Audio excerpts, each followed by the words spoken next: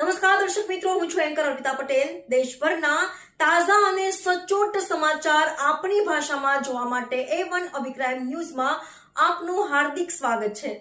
હવે જોઈએ મુખ્ય સમાચાર।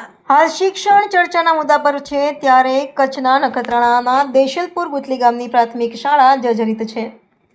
ઘણા સમયથી કચ્છ જિલ્લાના ભૂકંપના આંચકા ચાલુ છે। તેવામાં નખત્રાણાના દેશલપુર ગુથલી ગામે બાળકોના શિક્ષણ માટેની પ્રાથમિક શાળા અતિ જર્જરિત હાલતમાં છે। દેશલપુર ગુથલીના જાગૃત નાગરિક જગદીશભાઈ દવેના જણાવ્યા મુજબ આ પ્રાથમિક શાળાની હાલત ખરાબ છે, જેનો વહીવટ તંત્રને લેખિત જાણ કરી છે, જે વિડીયો ફોટોમાં પણ દેખાય છે।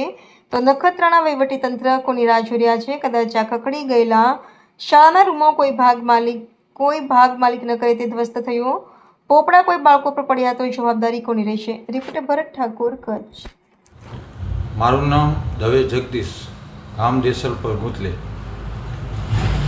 હાલમાં જે જર્જરિત સ્કૂલો તેમજ જર્જરિત હાલતમાં અન્ય બનાવો બની રહ્યા છે, ત્યારે દેશલપુર ગુથલી પ્રાથમિક શાળા જે જર્જરિત હાલતમાં છે ને એના માટે મેં નાયબ કલેક્ટર કચેરી નખત્રાણા અરજી કરેલી છે ને એક જાગૃત નાગરિક, જાગૃત વાલી તરીકે મેં તંત્રનું ધ્યાન દોર્યું છે કે કોઈ આકસ્મિક ઘટના ન બને તે માટે સ્કૂલ નવી બને તેમજ નવા બિલ્ડિંગ માટે મારી સરકારશ્રીને વિનંતી છે ને અમારી જે સ્કૂલ છે એ ભૂકંપ પછી બનેલી છે ને ખાસ જે સ્કૂલની બાજુમાં જ બે ઓરડા આવેલા છે તે જર્જરિત હાલતમાં છે।